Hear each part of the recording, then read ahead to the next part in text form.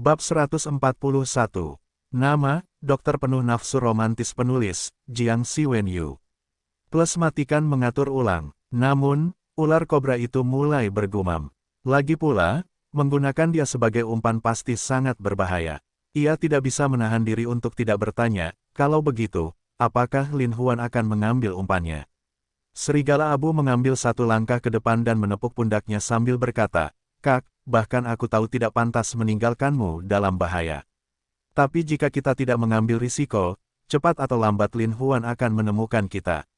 Bayangan itu berkata dengan dingin, "Aku khawatir dia akan segera menemukan kita. Dan bahkan jika dia tidak dapat menemukan kita, dia akan memaksa kita untuk keluar." Mata kobra menjadi dingin saat dia berkata, "Bagaimana dia akan memaksa kita keluar?" Bayangan itu terdiam beberapa saat, lalu berkata dengan sungguh-sungguh, "Saat aku melarikan diri kali ini, Lin Huan mengatakan bahwa kali ini kita pasti tidak akan bisa melarikan diri. Karena perkumpulan Azure Dragon kita telah melancarkan serangan mendadak terhadap mereka, maka mereka, Tai Ying, juga akan mengambil kesempatan untuk menyerang perkumpulan Azure Dragon kita." Chang Lang sedikit terkejut dan matanya menjadi dingin. Dia berkata, "Lin Huan yang baik sekali, dia, Lin Huan, benar-benar tahu bagaimana menilai situasi. Meskipun dia tahu itu hanya masalah waktu sebelum dia menemukan kami, dia memikirkan teknik yang lebih tinggi lagi, yang memaksa kami untuk keluar. Saudara Shadow, menurut Anda apa yang akan dia lakukan selanjutnya?" Siluet itu mulai mengagumi kecerdasan Lin Huan juga, berpikir dalam hati, Lin Huan ini memang bukan orang biasa, dan berkata pada dirinya sendiri, "Kami saat ini terjebak di sektor lama, tidak mampu menembus garis pertahanan apapun untuk melawan, memasuki wilayah baru. Terlebih lagi, pemimpin sekte tidak mengetahui seperti apa situasinya saat ini, jadi dia tidak berani bertindak gegabah untuk saat ini. Oleh karena itu, Lin Huan ingin menyerang Azure Dragon Society, menyebabkan Master Sekte tidak bisa duduk diam. Pada saat itu, Master Sekte pasti akan melancarkan serangan balik, dan pada saat itu, Lin Huan akan bertarung sengit dengan Master Sekte. Dan kami bertiga, melihat pertempuran sedang kacau, pasti akan mengambil kesempatan untuk melarikan diri." Petik 2. Kobra mau tidak mau berkata, "Karena kita telah menebak rencana Lin Huan dengan benar, maka jika kita tidak bergerak, mereka tidak akan dapat melakukan apapun terhadap kita." Namun, serigala abu menyela, "Saudaraku, meskipun kita tahu bahwa ini adalah rencananya. Tetapi jika ada kesempatan untuk melarikan diri, dan Anda tidak ingin bergerak, apakah Anda bisa duduk diam?" Petik 2. Kobra terdiam beberapa saat, mengira serigala abu benar.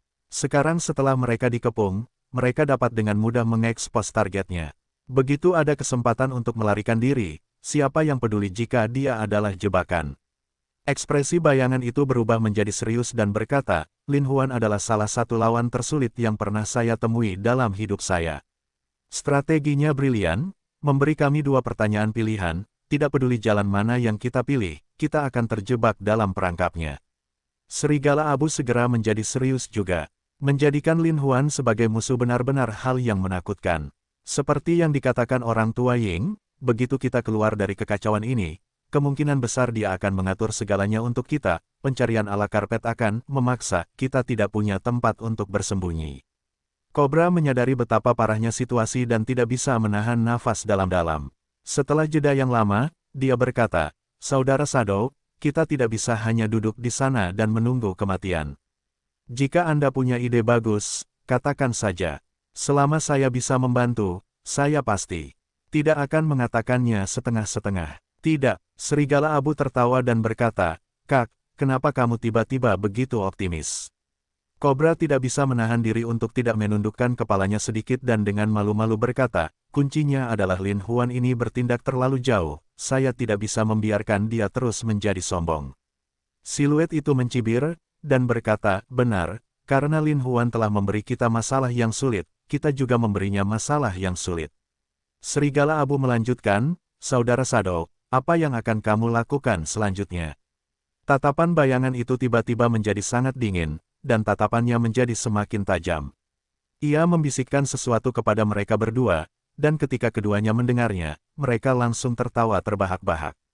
Serigala abu tertawa, "Saudara Ying, ini memang rencana yang brilian. Kami sedang menunggu ikan menggigit kailnya. Kobra berkata dengan marah, Lin Huan, kali ini, jika kamu tidak mati, maka aku masih hidup. Mereka bertiga kembali tersenyum satu sama lain, lalu mengikuti rencananya. Lin Huan mengejar bayangan itu kembali dan duduk di tengah aula utama. Zhong Zheng, Wu Quan dan Crow duduk di sebelah Lin Huan. Lin Huan mengerang sejenak, lalu berkata, bayangan ini bukanlah sosok biasa, jika kita gagal kali ini, jangan dimasukkan ke dalam hati. Tapi Wu Quan melakukannya dengan baik, informasi yang dia terima beberapa kali akurat dan akurat. Petik 2. Wu Quan tidak dapat menahan diri untuk tidak berkata dengan malu, Saudara Huan, apa yang kamu katakan? Mereka sangat licik, mereka selalu gagal. Zhong Zheng juga bergumam pada dirinya sendiri, dan berkata, ketiga orang ini memang sangat sulit yang harus kita tangani, jadi kita pasti tidak bisa membiarkan harimau kembali ke gunung, kalau tidak, akan ada masalah yang tak ada habisnya di masa depan. Lin Huan mengangguk dan berkata, saya sudah memikirkan sebuah rencana, lihat apakah itu layak atau tidak. Crow buru-buru menyambutnya sambil tersenyum, Saudara Huan adalah dunia Zhuge-Liang, bagaimana mungkin hal itu tidak mungkin dilakukan ketika Anda memikirkan sebuah rencana. Lin Huan menyipitkan mata padanya, tetapi tatapan tajam burung gagak membuatnya takut untuk berbicara. Zhong Zheng dan Wu Quan menangkupkan tangan mereka dan berkata, Saudara Huan, bicara saja. Lin Huan menegakkan tubuhnya, ekspresinya juga menjadi serius, dan berkata, saya juga telah menyebutkan sebelumnya, karena kita membutuhkan banyak waktu dan tenaga untuk mencarinya, maka saya akan berpikir untuk memaksa mereka untuk keluar. Petik 2. Mereka bertiga mengangguk, dan Lin Huan terus berbicara. Saat ini, Chu Qinglong benar-benar seperti semut di wajan panas di wilayah baru. Karena dia tidak jelas tentang situasi di distrik lama, tidak peduli bagaimana caranya karena cemas, dia hanya bisa diam. Meskipun Chang Lang, Cobra, dan Shadow sangat ingin menyebarkan berita tersebut, begitu mereka muncul, target mereka akan terbongkar, saya akan mengatur jalan bagi mereka. Zhong Zheng tidak bisa menahan gemetar, dia mengulurkan tubuhnya dan bertanya, Saudara Huan, apa rencanamu? Lin Huan mengangguk dan berkata, saya telah mengatakan kepada Crow sebelumnya bahwa kita harus mengambil inisiatif untuk menyerang Azure Dragon Society. Begitu Chu Qinglong mengetahui tentang serangan mendadak kita terhadap Azure Dragon Society, dia pasti tidak akan bisa duduk diam lagi. Karena dia benar-benar percaya bahwa 3 ahli hebat dari Azure Dragon Society telah mati di tangan kita, jadi masuk akal baginya untuk melawan kita, Tai Ying, karena kebenaran dan kemarahan. Ketiganya mengangguk, dan Wu Quan berkata dengan sungguh-sungguh, Saudara Huan benar. Tapi kenyataannya adalah begitu Azure Dragon Society menyerang balik, pertempuran besar akan terjadi antara kita dan Azure Dragon Society.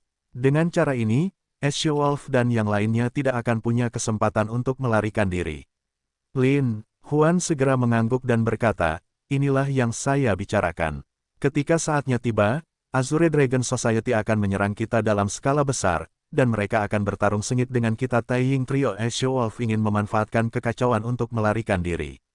Saat ini, kami akan membuka jaring dan menunggu mereka merangkak ke dalamnya. Gagak, mau tidak mau bertepuk tangan dan berkata, Saudara Huan, ini rencana yang bagus. Namun, begitu kita memulai perang dengan Azure Dragon Society, akan sangat sulit memprediksi siapa yang akan menjadi pemenang. Lin Huan tertawa nakal, Gagak, kamu tidak mengerti lagi, tunggu sampai aku selesai berbicara. Mereka bertiga menganggukkan kepala, Lin Huan mengamati mereka bertiga dan berkata, kami akan mengirim sejumlah besar elit kami untuk menyerang Azure Dragon Society, tapi jangan biarkan saudara-saudara kami menggunakan terlalu banyak kekuatan untuk menyerang, sebaliknya, kami akan berlari setelah pertempuran. Pada saat itu, halaman belakang Azure Dragon Society akan terbakar. Chu Qinglong sangat marah, dan pasti akan mengirimkan beberapa tentara berat untuk mengepung dan memusnahkan mereka sedang diusir oleh Chu Qinglong, dan sebagian besar pasukan elit sedang berhibernasi di wilayah baru. Dan sekelompok kecil saudara itu pasti berusaha memikat kelompok inti Chu Qinglong ke persimpangan antara wilayah lama dan baru. Pasukan dari sektor lama saya telah dimobilisasi sepenuhnya, dan saya bertarung dengan Chu Qinglong di persimpangan antara sektor lama dan baru. Setelah sampai pada titik ini, saudara-saudara kita yang berhibernasi di markas Azure Dragon Society akan melakukannya pertarungan lagi dengannya di halaman belakang. Petik 2. Ketika beberapa dari mereka mendengar ini, mereka langsung tertawa terbahak-bahak, menyebutnya sebagai rencana yang brilian. Crow berkata dengan pujian yang tulus, "Saya khawatir ketika Saudara Huan mengetahui tentang kebakaran di halaman belakang. Dia tidak melakukannya, tidak berani bertarung untuk sementara waktu, dan ingin kembali menyelamatkan api. Namun saat ini, ada pengejar dan musuh di depan kita. Di bawah serangan dua arah dari Azure Dragon Society kami pasti akan menderita kerugian besar dan tidak akan pernah bisa pulih dari kejatuhan kami." Petik 2. Ya, itulah tujuan saya. Mata Lin Huan menjadi lebih tajam. Pada saat ini, Zhong Zeng dan Wu Quan mulai mengagumi Lin Huan dari lubuk hati mereka yang paling dalam. Mereka diam-diam berpikir bahwa saudara Huan ini juga pintar, seolah-olah mereka dapat menebak sepenuhnya apa yang dipikirkan orang lain. Mereka tidak dapat menahan diri untuk tidak berseru dari lubuk hati mereka yang paling dalam, "Saudara Huan, rencana yang bagus sungguh mengagumkan." Lin Huan menjabat tangannya dan berkata, "Perencanaan adalah segalanya. Mengenai seberapa efektifnya, itu masih tergantung pada seberapa baik kemajuan rencananya." Mereka bertiga mengangguk. Lin Huan berdiri, memandang mereka bertiga dan berkata, "Karena itu masalahnya, mari kita laksanakan rencananya." Mereka bertiga berdiri pada saat yang sama dan berkata, "Kami akan mengikuti instruksi Saudara Huan." Lin Huan menganggukkan kepalanya dan berkata, "Saudara Zhong, pilihlah sepasang saudara elit dari sekte saya dan Anda akan memimpin mereka untuk menyerang masyarakat Azure Dragon di wilayah baru." Dia ingat bahwa jika dia berhasil, dia harus menyembunyikan sebagian besar elit, hanya menyisakan sebagian kecil dari mereka untuk membawa Chu Qinglong pergi. Sama sekali jangan membeberkannya, dan membuat Chu Qinglong curiga. Zhong Zeng setuju. Lin Huan berkata lagi, "Wu Quan akan terus mengirim bawahannya untuk menyelidiki keberadaan serigala abu dan yang lainnya." Wu Quan juga mengangguk setuju. Lin Huan kemudian melanjutkan, "Gagak, kerahkan kami semua saudara, Taiying, dan bersiap untuk mengambil tindakan." Setelah Chu Qinglong memimpin sekelompok orang ke persimpangan distrik lama dan baru, kita akan menemui mereka secara langsung dan menyerang mereka dengan kecepatan kilat. Gagak mengangguk. Setelah Lin Huan selesai membuat pengaturan, dia masih merasa ada sesuatu yang salah. Dia kemudian berkata kepada Wu Quan, "Wu Quan, kamu tidak hanya harus menyelidiki dengan cermat pergerakan serigala abu dan yang lainnya, kamu juga harus menemukan jejak mereka. Anda tidak boleh bertindak gegabah agar tidak mengingatkan saya akan kehadiran mereka. Jika saatnya tiba, kami akan memancing mereka ke dalam jebakan, dan kali ini, kami pasti akan memastikan bahwa mereka tidak akan bisa kembali." Mendengar pengaturan ini, Wu Quan mau tidak mau menekankannya dan menganggukkan kepalanya, berpikir bahwa saudara Huan memang teliti dan teliti. "Awalnya saya masih khawatir tentang masalah ini, tetapi dia menunjukkannya dalam satu gerakan." Setelah Lin Huan selesai menyiapkan semua rencananya, mereka bertiga melanjutkan untuk merencanakan tindakan selanjutnya. Lin Huan dengan hati-hati memikirkan rencananya dan memastikan bahwa dia tidak diabaikan di dalamnya teh. Dia diam-diam menikmati rasanya dan beristirahat.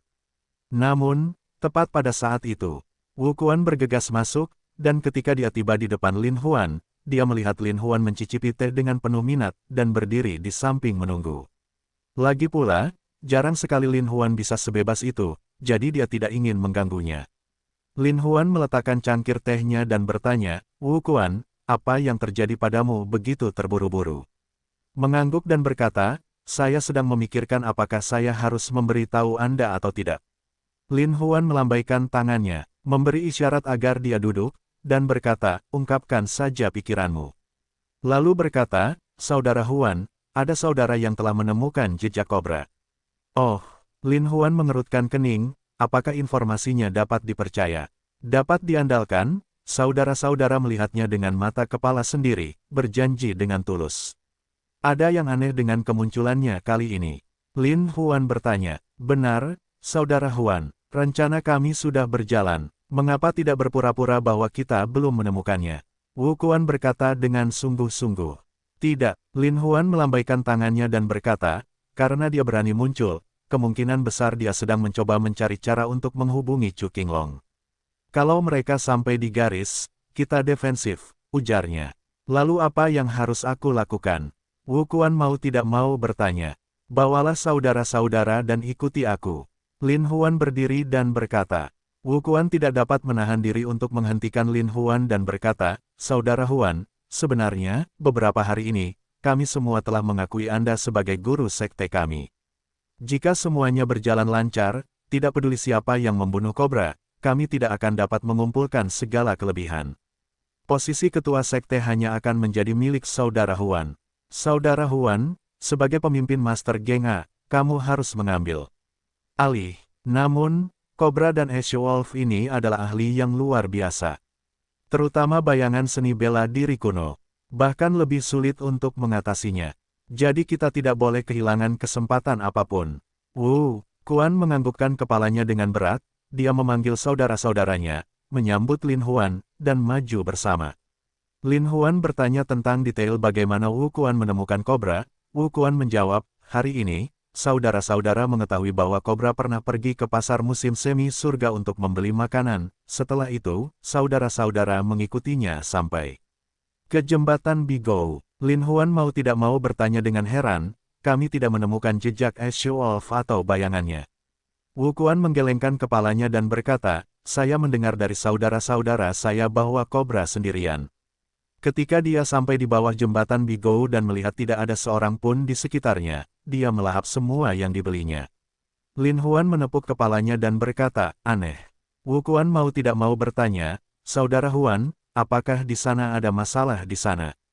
Lin Huan berhenti sejenak sebelum berkata, "Secara logika, seharusnya bukan hanya kobra, mungkinkah mereka terpisah?" Wu Quan mau tidak mau menjadi tertarik dengan pertanyaan ini, dan berkata, "Saya kira tidak demikian. Saya khawatir mereka tidak berani berpisah." Lin Huan fokus dan berkata, "Kamu benar, mereka pasti tidak berani pergi bersama sekarang. Oleh karena itu, kemungkinan besar kobra sengaja muncul di hadapan kita untuk menarik perhatian kita." Petik 2. Ini jebakan. Wu Quan mau tidak mau berteriak, "Saudara Huan, karena seperti ini, kita pasti tidak bisa mengambil risiko ini. Jika tidak," Lin Huan menggelengkan kepalanya dan berkata, "Meskipun ini jebakan, kita harus pergi." Wu Quan bingung, dan bertanya, "Mengapa kamu harus pergi?" Lin Huan mau tidak mau melihat ke arah Wu Quan dan berkata, "Wu Quan, kamu juga penuh dengan ide-ide jahat sebelumnya, mengapa kamu punya begitu banyak alasan sekarang?" Wu Quan tidak dapat menahan tawanya dengan canggung, "Skema saya itu tidak layak untuk ditertawakan di depan Saudara Huan. Awalnya, saya pikir saya punya banyak skema, tetapi setelah menyaksikan skema Saudara Huan, saya tidak lagi punya ide." Lin Huan tertawa dan berkata, "Sepertinya kamu perlu banyak memikirkan ide-idemu sendiri di masa depan. Lepaskan pikiranmu sendiri dan pikirkan mengapa kita harus pergi." Sepertinya bayangannya sangat luar biasa. Dia sudah memikirkan rencana yang akan saya terapkan. Mendengar kata-kata Lin Huan, mata Wu Quan tiba-tiba berbinar. "Maksud Saudara Huan adalah mereka sengaja melepaskan ular kobra untuk menguji kita. Jika kita membiarkan kobra melakukan sesukanya, itu membuktikan bahwa dia benar. Dengan cara ini, mereka dapat terhubung ke Chu Qinglong dengan cara apapun. Jika itu masalahnya, meskipun target mereka terekspos, itu masih layak dilakukan. Jadi walaupun kita tahu itu berbahaya, kita tetap harus pergi." Lin Huan menepuk bahu Wu Quan dan tertawa, "Itu benar." Namun, tatapannya berubah dingin saat dia berkata, "Karena itu masalahnya, aku akan membuat mereka bereinkarnasi lebih awal." Saat mereka berbicara, mereka sudah sampai di sekitar dari jembatan Bigou. Wu Quan menginstruksikan kedua saudara laki-lakinya untuk pergi ke bawah jembatan untuk melihat, tetapi sebelum mereka dapat mencapai bagian bawah jembatan, suara tembakan terdengar. Tidak jauh dari situ, kedua bersaudara itu sudah terjatuh ke tanah. Pada saat itu, seekor ular kobra merayap keluar dari bawah jembatan dan berlari kencang. Wu Quan berteriak dengan keras, "Kejar dia!" Saat ini, salah satu saudara laki-lakinya berlari dan menembakkan senjata mereka pada saat yang sama. Lin Huan dan Wu Quan juga menyusulnya dengan pistol di tangan, tetapi ular kobra itu sangat cepat, dan saat bergerak, ia terus menembak, menyebabkan beberapa korban jiwa, saudara-saudaranya jatuh ke tanah. Lin Huan tidak bisa menahan diri untuk menghentikan saudara-saudaranya yang lain, dan berkata, "Semua orang membuka jarak darinya, biarkan aku mengejarnya, kita tidak bisa melakukan pengorbanan yang tidak perlu." Quan ingin menghentikannya, Lin Huan telah melangkah maju dan berteriak dengan keras, "Saudara Huan, hati-hati." Pada saat ini, harmoni Qi Yin yang di tubuh Lin Huan telah mengumpulkan sedikit energi. Hanya dalam waktu singkat, dia telah melampaui saudara-saudaranya beberapa puluh kaki. Melihat betapa cepatnya Lin Huan, Wu Quan terkejut, dan berpikir bahwa saudara Huan ini sebenarnya memiliki keterampilan seperti itu. Faktanya, Lin Huan mengandalkan kemampuan harmoni Qi Yin yang di tubuhnya untuk berjalan maju seolah-olah sedang terbang. Kobra telah melepaskan beberapa tembakan berturut-turut, tetapi Lin Huan berhasil menghindari semuanya dalam sekejap. Dalam waktu singkat, mereka sudah mengejar lebih dari 1000 meter. Wu Quan takut sesuatu akan terjadi pada Lin Huan, jadi dia memimpin anak buahnya untuk mengikuti dari belakang. Namun, pada saat ini, siluet tiba-tiba muncul di depan mereka. Wu Quan kaget dan cemas mencoba menembak, tapi sudah terlambat. Orang itu adalah bayangannya. Ketika pisau pelempar mulai bergerak, saudara-saudaranya jatuh ke dalam genangan darah, dan ketika saudara-saudaranya akhirnya bereaksi dan bersiap untuk menyerang balik dengan tombak mereka, pisau pelempar telah bergerak lagi. Dalam sekejap mata, lebih dari selusin saudara laki-lakinya tewas karena pisau lempar. Hanya Wu Quan dan 5 bersaudara yang tersisa. Mereka terkejut ketika mereka terus-menerus menembaki musuh. Bayangan itu berguling dan menghindar, memanfaatkan momen itu, pisau lempar menyerang lagi. Pada saat yang sama, saudara laki-lakinya ditikam di tenggorokan. Bagaimanapun, keterampilan Wu Quan tidak buruk. Saat pisau melempar hendak tiba, dia membalikkan tubuhnya ke samping. Setengah inci ke samping inilah pisau melempar melewati dada kiri Wu Quan, dan dengan suara "putong", pisau itu jatuh ke tanah. Wu Quan melihat sosok buram itu dengan matanya yang kabur dan tertawa, lalu dengan cepat bergegas menuju Lin Huan. Dia tidak bisa tidak merasa khawatir, kali ini, saudara Huan dalam masalah. Namun, dia terluka parah dan tidak berdaya. Dia akhirnya tidak bisa bertahan dan pingsan. Lin Huan terus mengejar kobra, tetapi kobra melihat Lin Huan mengejarnya dengan sangat cepat, dan takut dia akan menyusulnya. Reaksi Lin Huan sangat gesit. Setelah menghindar ke kiri dan ke kanan, semua peluru yang ditembakkan kobra semuanya meleset. Lin Huan terus-menerus diblokir, dan kecepatannya menurun drastis. Saat ini, kobra sudah memanjat pagar jembatan dan berlari menuruni tangga menuju dasar lembah. Dia bersembunyi di balik pohon besar dan menembak ke arah Lin Huan. Lin Huan dengan cemas menghindar, lalu berjongkok di sisi jembatan. Pada saat ini, kobra benar-benar tertawa terbahak-bahak, dan berteriak dengan keras, "Lin Huan, kamu membanggakan kepintarannya, tetapi kamu telah jatuh ke dalam perangkap kami." Lin Huan segera merasakan ada sesuatu yang tidak beres, dan saat dia tenang, dia tidak bisa menahan perasaan niat membunuh yang dingin menyerangnya dari belakang. Lin Huan segera merasa ada yang tidak beres. Dia tidak menoleh ke belakang, dan setelah mencium suara pisau lempar yang membelah udara, dia berguling dan menghindarinya. Pada saat inilah juga beberapa tembakan anak panah senilai pisau lempar datang ke tempat Lin Huan berada sekarang. Saat ini, Lin Huan sudah berbalik. Pada titik tertentu, bayangan itu muncul 100 meter di belakangnya, dan menatapnya dengan senyuman licik. Hati Lin Dong bergetar ketika dia berpikir, mereka benar-benar punya rencana yang bagus.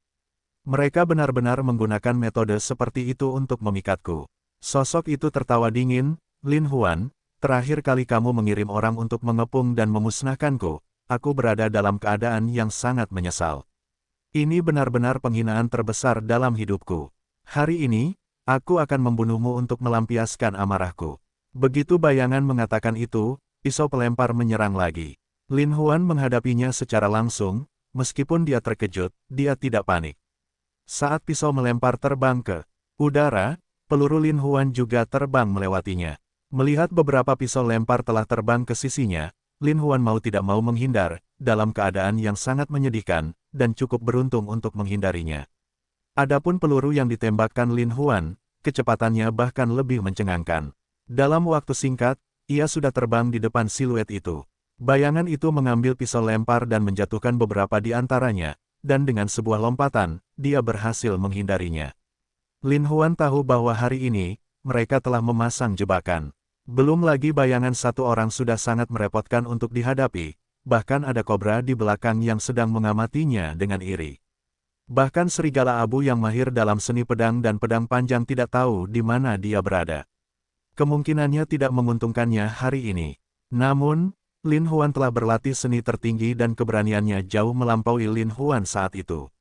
Saat ini, Lin Huan sangat jelas bahwa melawan 3 orang sendirian seperti melawan mangsa dengan 3 pemburu. Meski pemburu bisa mengepung mangsanya, kebrutalan mangsanya tidak bisa dianggap remeh. Lin Huan melihat jarak antara jembatan dan tanah sekitar 50 meter.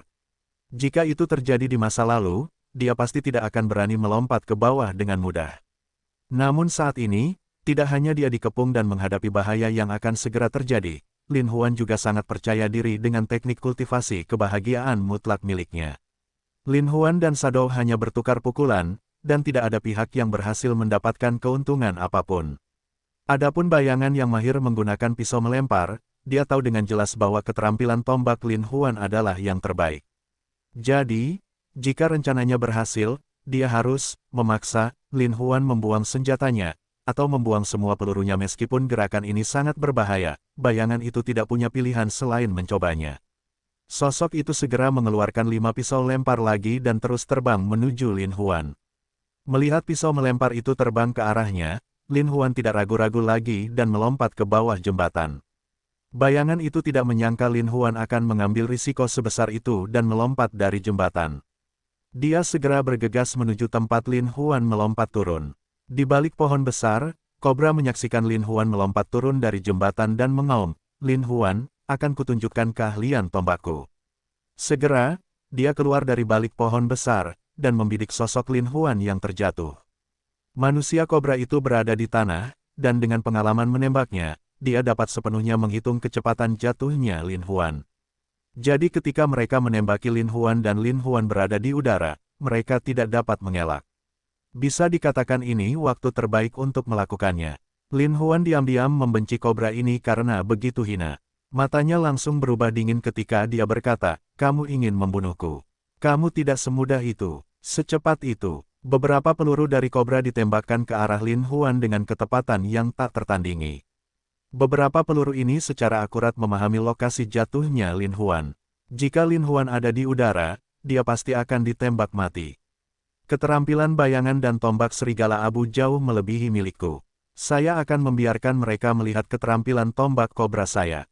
Lin Huan, oh Lin Huan, tidak bisa dianggap sebagai keluhan karena kamu mati di tangan kobraku.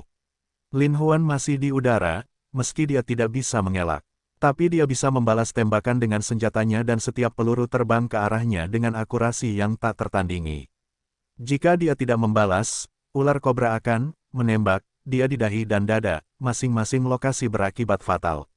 Tapi bagaimana bisa semudah itu? Lin Huan mencibir, lalu melepaskan tombaknya. Meski Lin Huan melepaskan tembakan terakhirnya, kecepatan pelurunya tidak lambat sedikitpun. Ia berbenturan dengan peluru cepat kobra di udara, menyebabkan kelima pelurunya terjatuh. Kobra bergidik, dan berpikir, saya ceroboh, saya benar-benar meremehkan kemampuan Lin Huan. Namun, bukan gilirannya untuk menyesal. Lin Huan tertawa dingin, "Kobra, kamu sudah mati." Kobra itu membeku sesaat, lalu menyadari ada yang tidak beres, jadi dia menembak sekali lagi. Namun, terlihat jelas bahwa pelurunya ditembakkan dengan panik. Bidikannya hampir sama dengan penembak biasa, dan beberapa tembakan yang dia lepaskan tidak menimbulkan ancaman apapun bagi Lin Huan. Kali ini, Lin Huan tertawa dingin sekali lagi. Kobra hanya melihat sebutir peluru terbang ke arahnya. Kobra mencoba menghindarinya, tapi pelurunya datang terlalu cepat. Dalam sepersekian detik, ia menembus dahi ular kobra, meninggalkan lubang berwarna merah darah. Mata kobra terbuka lebar tak percaya, seolah tak percaya ada peluru secepat itu di dunia ini. Dia jatuh tertelungkup ke tanah. Saat ini, bayangan itu sudah terbang. Terkejut melihat ular kobra di tanah. Mau tak mau ia menggigil seolah-olah disambar petir.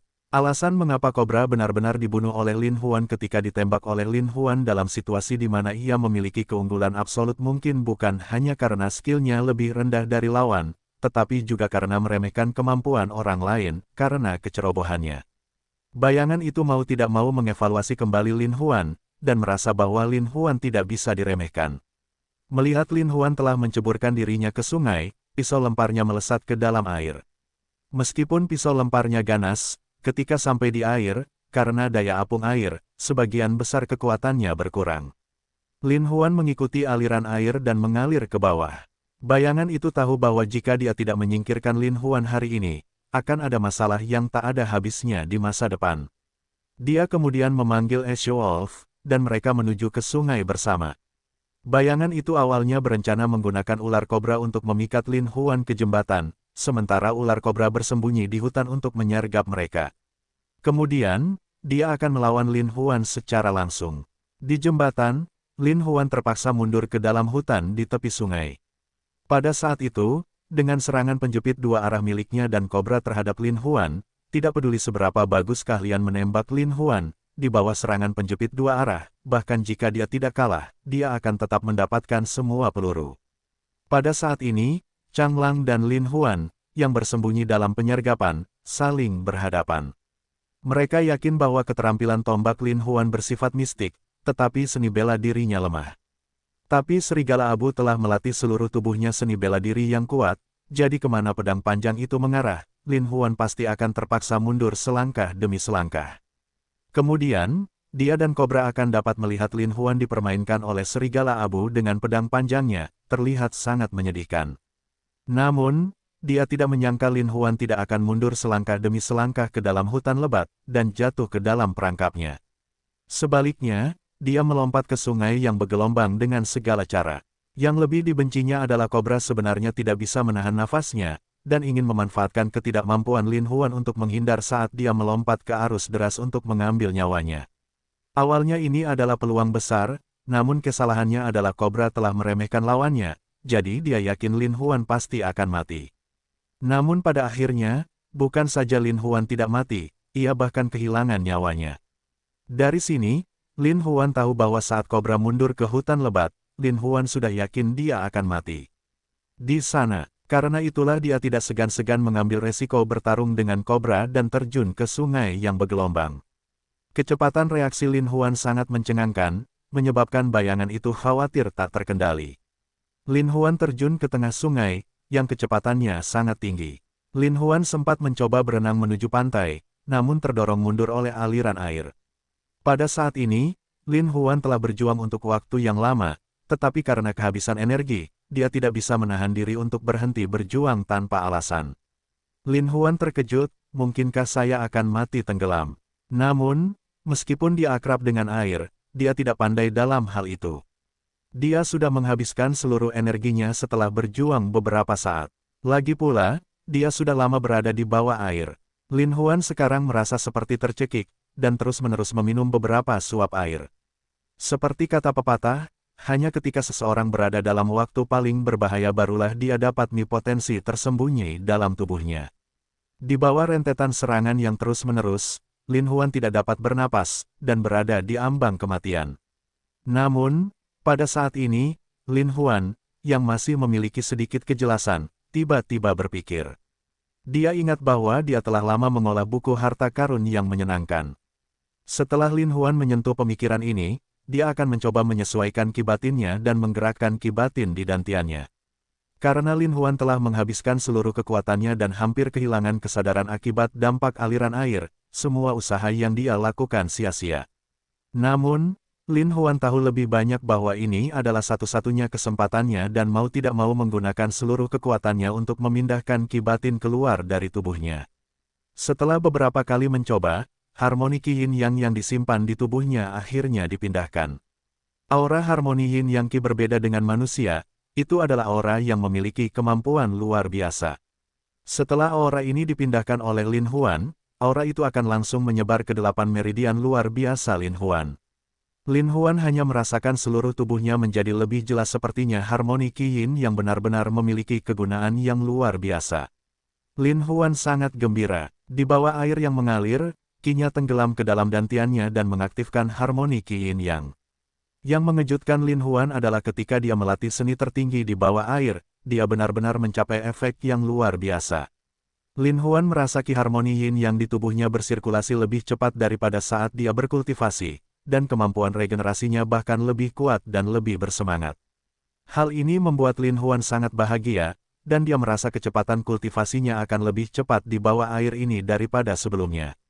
Faktanya, Lin Huan tidak mengetahui bahwa di masa lalu, tubuh manusia akan selalu memiliki aura yang menjadi andalan kehidupan seseorang. Oleh karena itu, sekuat apapun kemauan untuk mengusir pikiran-pikiran yang mengganggu, tetap saja dikendalikan oleh kehadiran kehidupan. Tapi di sini dan saat ini, di bawah tekanan aliran air, Lin Huan sudah lama tercekik. Alasan mengapa hidupnya masih bisa dipertahankan, sepenuhnya berkat kemampuan hebat Yin yang harmoniki. Oleh karena itu, pada saat ini, Ki harmoni Yin yang sedang dilepaskan secara maksimal di dalam tubuh Lin Huan. Lin Huan terus melatih keterampilan tertingginya, sepenuhnya memasuki kondisi kelupaan. Tidak peduli berapa banyak air yang mengalir, Lin Huan tidak peduli. Lin Huan hanya merasakan Ki di tubuhnya menjadi semakin kuat saat dia mengedarkan Ki melalui 8 meridiannya yang luar biasa, melalui 6 hingga 36 siklus, dan akhirnya mencapai tahap kesempurnaan. Lin Huan tidak tahu bahwa dia telah maju ke level lain dan mencapai ranah formasi. Inti, pada saat ini, Lin Huan merasakan pikirannya bergetar hebat, dan kesadarannya menjadi lebih tajam, jadi dia tidak bisa menahan untuk tidak membuka matanya perlahan. Saat dia membuka matanya, Lin Huan langsung tercengang. Pasalnya, saat membuka matanya, ia merasa seolah-olah ada penutup kedap air yang menutupi matanya. Yang lebih ajaib lagi adalah dia bisa melihat dengan jelas segala sesuatu di bawah air. Lin Huan sangat gembira, dia hanya merasa matanya tidak lagi sama seperti sebelumnya. Di bawah air, dia hanya bisa melihat sepetak langit yang kabur. Dia melihat segala jenis ikan berenang-renang di dalam air. Meski terkejut, dia juga sangat bersemangat. Lin Huan secara alami tidak tahu bahwa setelah mendapatkan berkah terselubung kali ini, mengembangkan teknik budidaya bahagia tertinggi di bawah air, dia sebenarnya telah memperoleh kekuatan penglihatan malam. Artinya, sejak saat itu, tidak peduli siang atau malam, Lin Huan akan dapat melihat sekelilingnya sejelas siang hari tanpa terhalang oleh cahaya. Fisik Lin Huan telah mengalami perubahan besar karena seni tertinggi, jadi dia secara alami sangat bersemangat.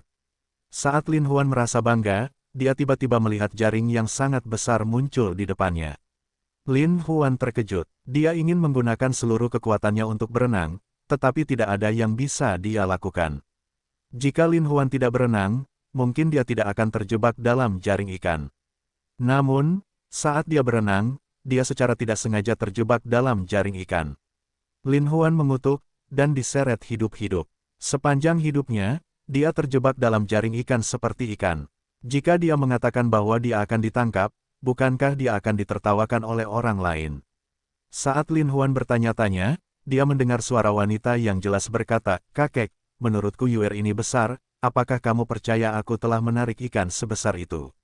Wanita itu sedang berbicara dengan nelayan tua dengan penuh semangat, dia tidak menyadari bahwa dia sebenarnya sendirian. Tanpa mengangkat kepalanya, dia berkata, "Xiao Yuer dari keluarga kami terlalu cakap, bagaimana mungkin kakek tidak mempercayainya?" Gadis bernama Xiao Yuer berkata dengan suara yang sangat bersemangat, "Kakek, ketika aku menarik jaring ikan tadi, berat ikannya setidaknya 100 kilogram. Kali ini kami mendapat ikan besar, tapi itu cukup untuk dijual dengan harga yang bagus." Petik 2. Nelayan tua terkekeh, ikan sebesar itu. Sepanjang hidupku sebagai nelayan, aku belum pernah menangkap ikan sebesar itu. Cepat dan lihat jenis ikan apa itu, lihat betapa mampunya kita, Xiao Yuer. Petik 2. Xiao Yuer sangat bersemangat, dia berbalik dan berjalan, ingin melihat jenis ikan apa itu. Tapi dia melihat Lin Huan menatapnya dengan sepasang mata indah terbuka lebar, dengan sedikit senyuman di wajahnya. Xiao Yuer tidak bisa menahan diri untuk tidak berteriak. Nelayan tua buru-buru berdiri dan berteriak, "Ada apa? Apa yang terjadi?" Xiao Yuer jelas sangat ketakutan sekarang ketika dia gemetar dan berkata, "Kakek, cepat lakukan. Aku menangkap siluman ikan itu dan pergi ke darat. Apakah dia akan memakanku?" Nelayan tua berpengetahuan luas dan berpengetahuan luas. Ketika dia melihat ke depan, dia hanya melihat manusia, bukan setan ikan. Tetapi ketika nelayan tua dengan hati-hati memikirkannya, dia tidak dapat memikirkan alasan apapun mengapa seseorang keluar dari sungai. Mungkinkah dia benar-benar menjadi iblis ikan? Dia tidak bisa tidak terkejut. Lin Huan tampak berusia paling banyak 15 atau 16 tahun. Meski masih muda, dia masih cukup tampan. Pada saat ini, sepasang mata besar bersinar saat mereka melihat ke arah Lin Huan, dan dia berteriak, aku tidak sengaja mengungkitmu, jangan salahkan aku." Nelayan tua juga menganggukkan kepalanya dan berkata, Tuan Ikan. Setan, seperti kata pepatah, mereka yang tidak tahu tidak bisa disalahkan. Xiao Yuer tidak bermaksud menyinggung martabatmu, jadi tolong jangan salahkan dia. Lin Huan tertawa sambil membuka jaring ikan dan berjalan keluar. Ketika Lin Huan keluar, nelayan tua dan Xiao Yuer mundur ketakutan. Lin Huan tidak melanjutkan, dan berkata, "Paman, jangan takut, saya bukan sejenis iblis ikan. Saya baru saja jatuh ke sungai dan ditangkap oleh cucu Anda. Saya tidak hanya tidak akan menyalahkan Anda semua, saya juga akan berterima kasih kepada kalian semua karena telah menyelamatkan hidup saya." Petik 2. Nelayan tua itu merasa lega mendengarnya. Dia berpikir dalam hati, saya benar-benar bertemu dengan kejadian aneh hari ini. Saya benar-benar menangkap seseorang yang sedang memancing. Fishy kecil itu benar-benar naif. Setelah mendengar Lin Huan mengatakan bahwa dia adalah orang yang hidup, dia mencoba berjalan dan setelah melihat ke arah Lin Heng Heng, dia terkikik dan berkata, "Kakek, dia benar-benar manusia." Lin Huan sangat malu, dan tertawa, "Tentu saja aku adalah manusia." Kemudian, Xiao Yuer mencubit lengan Lin Huan dan melihatnya lagi, lalu berkata dengan aneh, "Putri Duyung yang kubaca di buku juga memiliki sisik ikan di atasnya, kenapa kamu tidak punya? Ikanmu benar-benar berevolusi." Lin Huan terdiam, dan berkata, "Nona kecil, aku bukan ikan, aku manusia." Namun, Xiao Yuer cemberut dan berkata, "Tidak, kamu bukan manusia. Kamu adalah seekor ikan, kamu adalah ikan yang aku tangkap." Ketika Lin Huan mendengar ini, dia hampir duduk. Dia berpikir dalam hati, bertemu dengan gadis yang merepotkan, aku tidak tahu apakah itu sebuah berkah atau kutukan. Itu nelayan tua, sebaliknya, mengerti apa yang dimaksud Lin Huan. Dia berjalan di depan Lin Huan dan berkata, "Jelas kamu jatuh ke sungai, bukan saja kamu tidak mati. Kehidupan besarmu yang beruntung bahkan diambil oleh Xiao Yuer, mungkin itu takdir." Lin Huan mengangguk dan berkata, "Benar, itu artinya kita ditakdirkan untuk bertemu satu sama lain." Maka dari itu, Lin Huan mengobrol sebentar dengan sang nelayan, dan akhirnya mengetahui bahwa tahun ini, nelayan tua sudah hampir berusia 70 tahun, dan sudah lama tidak menikah. Lebih dari 10 tahun yang lalu, ketika mereka menangkap seorang gadis kecil di tepi sungai, mereka mengenalinya sebagai cucu mereka. Melihat nelayan tua adalah orang yang ramah tamah, Lin Huan mengucapkan banyak kata-kata penuh perhatian.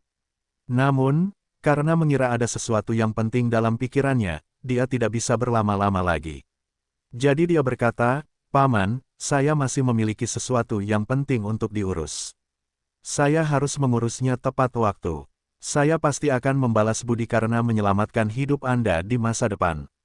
Mendengar itu, nelayan tua mengungkapkan sebuah tersenyum sangat polos, dan berkata, "Karena Tuan ada urusan yang harus diselesaikan, kami tidak akan memaksamu. Namun, ini sudah larut, jadi sebaiknya aku menunggu sampai besok sebelum berangkat." Lin Huan berpikir bahwa sejak malam telah berlalu, mungkin tidak akan ada mobil di jalan. Dia telah mengikuti sungai sampai ke bawah. Entah sudah berapa kilometer dia terhanyut. Karena itu, dia tidak menolak dan berkata, "Kalau begitu aku harus merepotkanmu, Paman." Nelayan tua memanggil Xiao Yuer untuk menjaga jaring ikannya, lalu mengikatnya di tepi sungai. Baru setelah itu dia membawa Lin Huan pulang. Baru setelah mengobrol sebentar, Lin Huan menyadari bahwa desa nelayan kecil ini bernama Liao Zuang. Jumlah keluarga di seluruh desa tidak lebih dari selusin, dan semuanya bergantung pada penangkapan ikan untuk bertahan hidup. Liao Zuang adalah sebuah desa di bawah yurisdiksi kota Es, sekitar 60 km dari kota Es. Lin Huan mengikuti aliran air dan bergegas ke bawah. Dan alasan, mengapa Lin Huan mampu bertahan adalah karena aspek ajaib dari seni tertinggi. Nelayan tua menyiapkan makan malam dan membantu Lin Huan mendapatkan tempat tidur.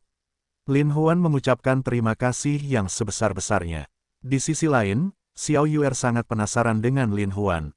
Dari waktu ke waktu, dia akan menatap Lin Huan dengan mata besarnya yang indah dan Lin Huan akan tertawa. "Xiao Yuer, kenapa kamu selalu menatapku seperti itu?" Xiao Yuer memiringkan kepalanya dan berkata, "Putri Duyung yang tercatat di buku semuanya sepertinya perempuan. Kenapa kamu putri duyung laki-laki?" Lin Huan hampir menyemburkan air saat mendengar ini. Dia benar-benar tidak tahu apakah gadis sederhana dan jujur ini berpura-pura atau dia hanya orang biasa. Nelayan tua tertawa terbahak-bahak, "Tuan, Xiao Yuer belum pernah melihat apapun di dunia ini sebelumnya, jadi sulit untuk menghindari kata-kata menggelikan seperti itu. Siapa bilang aku belum pernah melihat dunia? Xiao Yuer tidak yakin dan berkata, saya pergi ke banyak tempat menyenangkan bersama Nenek Zhang setahun yang lalu. Nelayan itu terkekeh, kamu pasti pernah melihat dunia. Tahukah kamu kalau tuan ini berasal dari kota besar? Benar-benar, Xiao Yuer mengedipkan matanya yang besar dan berkata, bagaimana keadaan di kota besar? Lin Huan memandang gadis cantik itu dan tertawa, tentu saja, kota besar sangat indah, bahkan malamnya cerah, tidak ada yang lebih indah dari itu. Xiao Yuer tiba-tiba teringat sesuatu dan berkata, kalau begitu kenapa kamu tidak memberitahuku apa yang ada di dalam kota besar? Lin Huan diam-diam berpikir bahwa beruntungnya tidak terjadi apa-apa, dan jarang sekali dia memiliki waktu luang, jadi dia menjelaskan keseluruhan kota besar secara mendetail. Tidak hanya gedung pencakar langit yang tinggi di kota-kota besar, tetapi juga terdapat berbagai macam taman. Anda dapat melihat apapun yang Anda inginkan di sana, Anda dapat makan apapun yang Anda inginkan, dan Anda dapat bermain sepuasnya. Kota besar seperti surga, ia memiliki segalanya. Ketika Lin Huan mengatakan itu, Xiao Yuer cemberut dan berkata, saya tidak peduli. Lin Huan terkejut, mengapa demikian? Xiao Yuer tampak sedikit tidak senang, tapi dia berkata dengan pasti, aku akan tinggal dimanapun kakek berada. Tidak peduli seberapa bagus kota besarnya, aku tidak peduli. Ketika Xiao Yuer mengatakan ini, hati Lin Huan bergetar. Mungkin hidup di dunia ini dan menjalani kehidupan tanpa beban seperti ini adalah hal yang membahagiakan. Nelayan tua melihat warna malam itu gelap jadi dia berkata, Xiao Yuer, kembali ke kamarmu dan tidur. Kakak masih harus bergegas kembali besok dan perlu istirahat. Lin Huan sedikit tersenyum, dan berpikir bahwa pamannya tidak hanya sederhana dan jujur, dia juga benar-benar tahu cara berpikir untuk orang lain. Namun, Xiao Yuer tiba-tiba menjadi tidak senang dan berkata, kakek, apakah dia benar-benar berangkat besok? Nelayan tua mengangguk, Lin Huan juga mengangguk dan berkata, Xiao Yuer, kakak akan datang mengunjungimu di masa depan. Tanda tanya petik 2, Lin Huan berkata dengan pasti, saya pasti akan kembali menemui Anda. Pada saat itu, aku bahkan akan membawakanmu banyak barang bagus. Namun, Xiao Yuer memalingkan wajahnya ke samping dan berkata, aku tidak peduli, aku tidak ingin kamu pergi. Lin Huan tidak melakukannya. Aku tidak menyangka bahwa setelah kurang dari 5 jam berhubungan dengan Xiao Yuer ini, dia sebenarnya mulai berkeliaran sendiri. Dia tidak bisa menahan diri untuk menghiburnya, Xiao Yuer, kakak masih ada urusan di rumah. Mata Xiao Yuer langsung memerah. Nelayan tua menggelengkan kepalanya dan menarik Xiao Yuer kembali, berpikir, Xiao Yuer selalu berada di sisiku, dan tidak pernah berinteraksi dengan banyak orang. Melihat orang yang berpengetahuan dan berpengetahuan, dia secara alami sangat penasaran. Ketika dia tua, lebih cepat atau nanti dia akan berubah menjadi tumpukan tanah.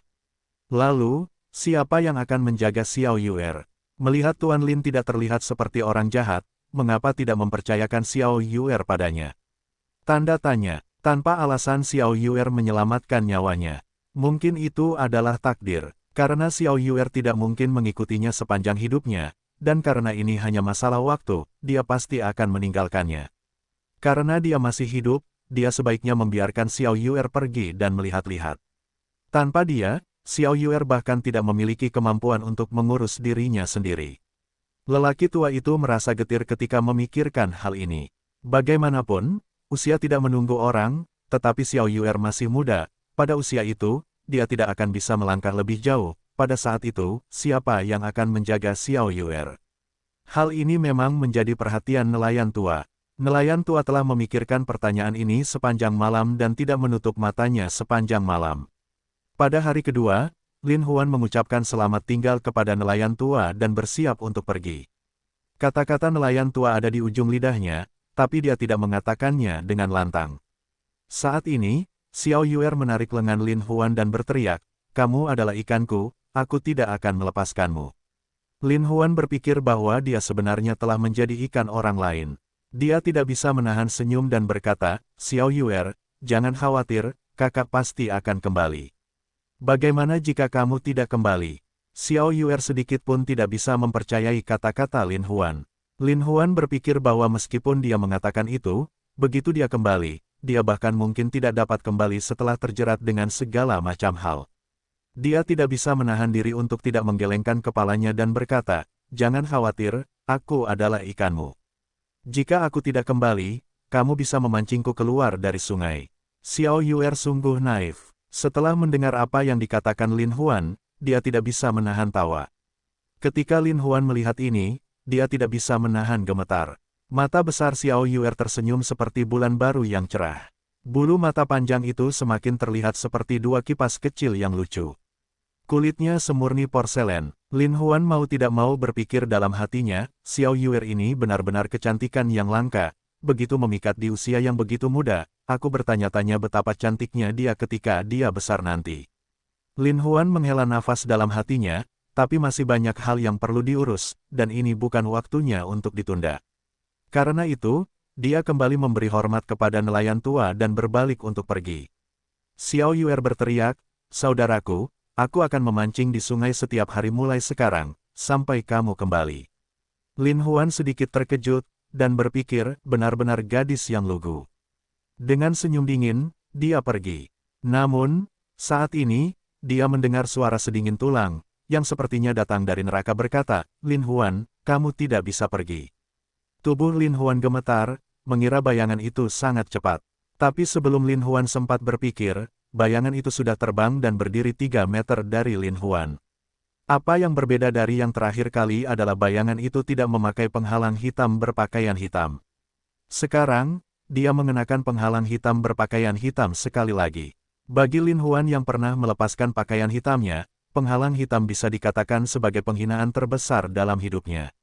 Alasan mengapa dia mengenakan pakaian hitam, penghalang hitam sekali lagi, pasti karena dia meramalkan bahwa Lin Huan pasti akan mati kali ini, dan bahwa dia akan mampu menghilangkan rasa malunya. Ketika orang seperti hantu ini tiba-tiba muncul, nelayan tua dan Xiao Yuer sangat ketakutan. Xiao Yuer menjerit dalam hidup, mengira dia telah melihat hantu dan berlari ke pelukan nelayan tua sambil gemetar ketakutan. Lin Huan khawatir nelayan tua dan Xiao Yuer akan terlibat olehnya, jadi dia berkata, "Paman tua, cepat bersembunyi bersama Xiao Yuer." Nelayan tua tahu bahwa pria ini jelas bukan orang yang penyayang, dan bersembunyi di samping Xiao Yuer. Lin Huan berpikir jika dia memiliki tombak di tangannya, dia akan tetap percaya diri dalam menghadapi bayangan. Namun, tombak itu sudah lama hilang di air. Sepertinya dia terlalu ceroboh dan tidak menyangka mereka akan datang secepat itu. Ketika serigala abu melihat Lin Huan tidak memiliki tombak di tangannya, ia menjadi tenang dan berjalan keluar dari kegelapan dengan pisau panjang. Lin Huan tidak bisa menahan rasa kesemutan di kulit kepalanya. Berurusan dengan bayangan sudah cukup membuatnya tersedak. Saat ini, hari masih pagi, dan matahari perlahan mulai terbit dari cakrawala. Sinar matahari menyinari pedang panjang serigala abu, namun malah memancarkan cahaya dingin yang menusuk. "Hahaha." Chang Lang tertawa nakal, "Lin Huan, tidak kusangka kamu akan mengalami hari seperti itu." Lin Huan tidak menjawab, karena dia tidak punya rencana di kiri dan kanannya, dan saat ini berada dalam situasi berbahaya, jadi dia tidak perlu banyak memikirkan. Bayangan itu juga berkata dengan dingin, "Lin Huan, bayanganku telah berada di dunia seni bela diri selama puluhan tahun, tapi aku belum pernah berada dalam keadaan yang begitu menyedihkan. Kaulah, Lin Huan, yang membuatku terlihat begitu menyedihkan. Aku telah menderita penghinaan dan penghinaan sedemikian rupa sehingga akan sulit bagiku untuk memadamkan kebencianku jika aku tidak membunuhmu." Petik 2. Lin Huan berpikir dalam hati, karena aku tidak beruntung, aku akan berhati-hati saja. Dia tertawa dingin, "Wolf, Shadow, apakah menurut kalian aku pasti sudah mati?" Siluet itu terkekeh, "Tentu saja, kamu tidak punya senjata sekarang, jadi mengapa kami harus takut padamu?" Serigala abu mengeluarkan raungan keras dan berkata, "Saudara Shadow, jangan sia-siakan nafasmu padanya. Bunuh dia dan balas dendam pada kobra." Segera setelah serigala abu menyelesaikan kalimatnya, ia mengambil satu langkah ke depan dan mengacungkan pedang panjangnya. Serangan pedang ini tidak hanya kuat, tetapi juga sangat kejam, langsung menebas wajah Lin Huan. Meskipun pedang panjang serigala abu itu cepat, kekuatan Lin Huan telah meningkat satu tingkat lagi setelah mengembangkan seni air tertinggi. Pada saat ini, dia juga melihat pedang panjang itu sepertinya melambat, dan kecepatannya tampak sangat lambat. Di saat bahaya itu, Lin Huan sebenarnya berhasil menghindarinya. Bayangan itu tidak bisa menahan diri untuk tidak berseru kaget, berpikir bahwa Lin Huan benar-benar pantas mendapatkan kekuatan seni bela diri kuno. Meskipun dia tidak tahu cara menggunakan tinjunya, kecepatannya masih tidak bisa dibandingkan dengan orang biasa. Bilah panjang serigala abu semakin cepat, dan bilahnya semakin ganas. Pada akhirnya, tarian itu berubah menjadi bayangan pedang tak berujung, berkelap-kelip dengan cahaya dingin di bawah sinar matahari. Namun, tidak peduli seberapa mahir teknik pedang serigala abu dan seberapa erat tariannya, Lin Huan masih mampu menghindari momen kritis itu. Namun, Lin Huan hanyalah darah dan daging, jadi dia secara alami tidak dapat membalas. Dia dipaksa mundur perlahan oleh Ash Wolf. Serigala abu tidak menyangka kemampuan menghindar Lin Huan begitu mengejutkan, dan menjadi semakin marah. Dia berpikir dalam hati, aku, serigala abu, telah berkeliling dunia dengan pedang panjangku selama bertahun-tahun. Aku belum pernah seperti ini sebelumnya, dan setelah aku selesai melakukan rangkaian pedang ini, aku sebenarnya tidak bisa melukai dia sedikit pun. Dalam kemarahannya, pedang panjang itu menari dengan sekuat tenaga. Dengan semua yang dia katakan, Lin Huan sudah tidak tahu harus berbuat apa. Karena Lin Huan berada dalam posisi yang kurang menguntungkan, dia tidak mengetahui seni bela diri apapun, dan karena dia tidak memiliki senjata di tangannya, dia hanya bisa mundur selangkah demi selangkah. Nelayan tua jelas telah mengetahui kelemahan Lin Huan. Dia meletakkan Xiao Yuer ke samping, mengeluarkan palu dari rumah, dan dengan cepat mengayunkannya ke arah Ash Wolf. Namun, di bawah pedang panjang Ash Wolf, bagaimana dia bisa takut pada palu? Saat nelayan tua hendak mengayunkan palunya ke arah serigala abu, pedang panjang serigala abu telah mengenai palu tersebut. Palu itu segera terbelah menjadi dua, menyebabkan nelayan tua sangat terkejut. Serigala abu mengutuk, orang tua bodoh. Segera, dia mengacungkan pedang panjangnya dan menyerang nelayan tua. Lin Huan terkejut, melihat momentum pedangnya terlalu cepat, nelayan tua sudah ketakutan, dan Xiao Yuer berteriak lebih keras lagi, kakek, dia sangat terkejut hingga mulutnya terbuka lebar, dan matanya dipenuhi ketakutan. Pada saat ini, pedang panjang itu hendak menebas tubuh nelayan tua. Lin Huan mengertakkan gigi dan menghindar. Kecepatan perjalanan ini sangat cepat, itu hampir tidak dapat dihentikan. Saat Lin Huan hampir mati, dia tiba-tiba di depan serigala abu dan meraih lengannya. Pedang panjang serigala abu tidak bisa lagi diacungkan lebih jauh, dan di bawah pedang panjang serigala abu, wajah Lin Huan telah berubah menjadi ungu karena penindasan dari serigala abu. Siluet itu terkekeh. Jika dia tidak bergerak sekarang, dia tidak akan bisa bergerak. Dia segera mengeluarkan segenggam pisau lempar dari dadanya dan berteleportasi ke belakang Lin Huan, menusuk ke belakang kepala. Lin Huan tidak punya cara untuk berpisah sekarang, bahkan setelah mendengar angin menderu di belakangnya, dengan pedang panjang di depannya menekannya, dia tidak berdaya, dan tidak bisa menahan diri untuk tidak berseru, sudah berakhir. Tapi pada saat ini, nelayan tua tiba-tiba bergerak dengan ringan, dan benar-benar bergerak di depan punggung Lin Huan. Pisau pelempar menusuk ke dada nelayan tua dan darah menyembur keluar. Kakek, Xiao Yuer menjerit sedih dan terbang, tetapi karena dia berlari terlalu cepat, dia terhuyung dan jatuh ke tanah. Lin Huan langsung merasakan kesedihan di hatinya. Seorang paman yang baru saja dia temui sebenarnya menggunakan nyawanya sendiri untuk menyelamatkannya. Dia tidak bisa menahan diri untuk tidak mengeluarkan suara gemuruh yang keras, merasakan darahnya mengalir di nadinya. Dia tidak tahu dari mana semburan energi ini berasal, tetapi di bawah lambaian tangannya yang kuat, dia berhasil menjatuhkan serigala abu ke tanah. Serigala abu menyaksikan dengan tidak percaya saat ia bersiap untuk bangkit dari tanah. Tapi Lin Huan menerkam ke depan lagi, seperti iblis, dengan mata merah dan ekspresi yang sangat menyeramkan, dia meninju kepala serigala abu. Siapa yang tahu berapa berat pukulan ini? Itu seperti tangan besi yang mendarat di kepala Ash Wolf, menyebabkan darah muncrat. Serigala abu sebenarnya dihancurkan oleh Lin Huan. Dalam sepersekian detik, Ash Wolf memutar matanya. Tanpa sempat bernapas, ia jatuh ke tanah dan berhenti bergerak. Tak terbayangkan sosok tangguh di generasinya justru mati tragis. Bayangan itu sudah lama terpana dengan pemandangan mengerikan ini.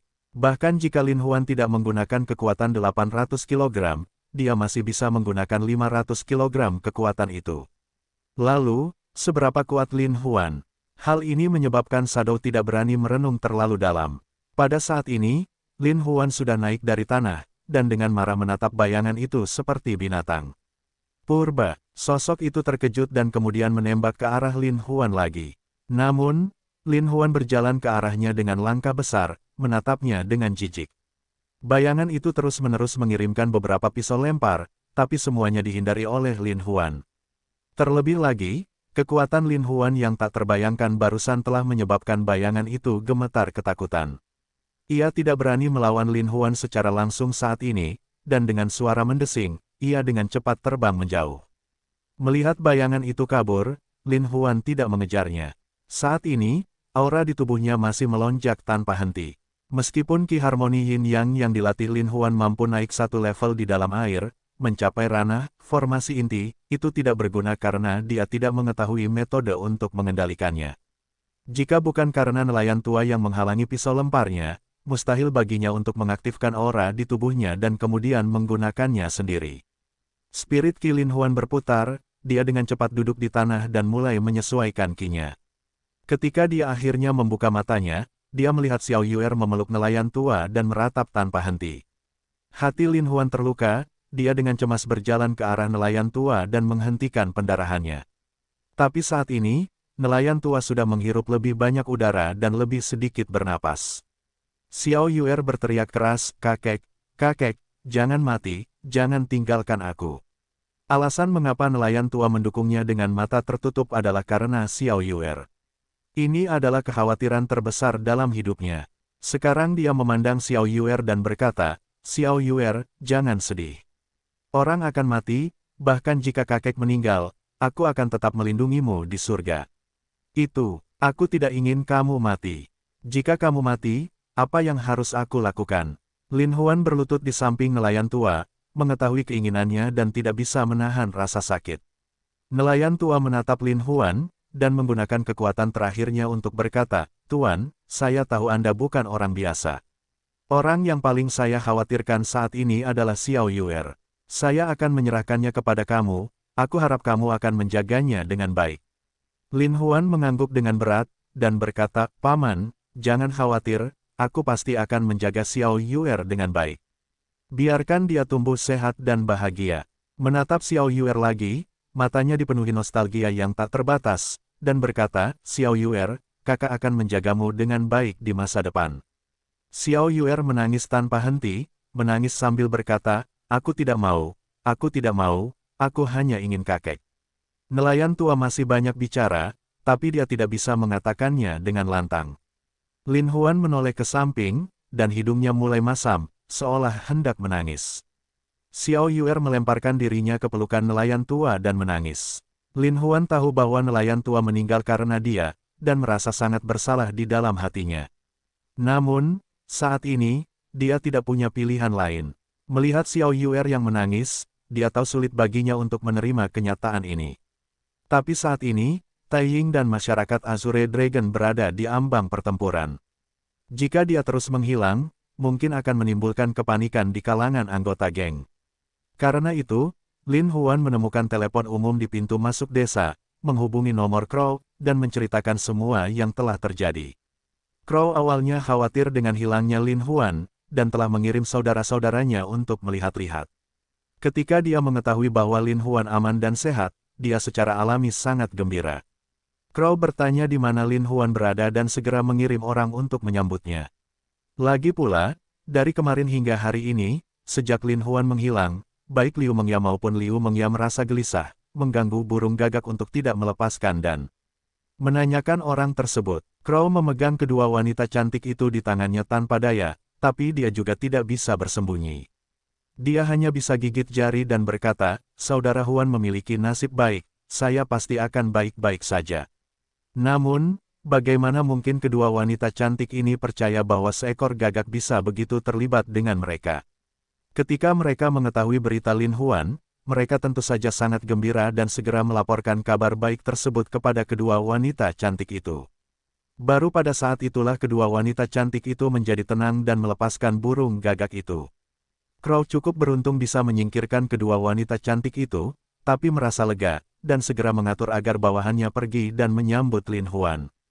Xiao Yuer menangis dan tertidur di pelukan Lin Huan. Saat ini, saudara laki-laki Lin Huan telah datang dan menemukan Lin Huan. Lin Huan tahu bahwa situasi saat ini mendesak dan dia tidak bisa menunda lebih jauh, jadi dia mengatur agar beberapa saudara laki-lakinya menemaninya, menguburkan nelayan tua dalam-dalam. Xiao Yuer kehilangan kakeknya dan tidak lagi mengganggu Lin Huan, menemaninya di sisi nelayan tua. Lin Huan memerintahkan saudara-saudaranya untuk menjaga Xiao Yuer dengan baik. Setelah masalah ini selesai, dia akan membawanya ke Taiying. Setelah Lin Huan mengatur segalanya, dia mengikuti saudara-saudaranya kembali ke masyarakat Taiying. Crow dan saudara-saudara lainnya menyambut Lin Huan dengan hormat dengan membungkuk dan menunggunya memasuki istana kekaisaran. Lin Huan menyaksikan pertempuran itu berlangsung dengan begitu megah. Mau tak mau dia merasa tertekan, dan mau tidak mau bertanya pada Crow, apa maksudnya ini? Mengapa kamu menyiapkan formasi pertempuran sebesar itu?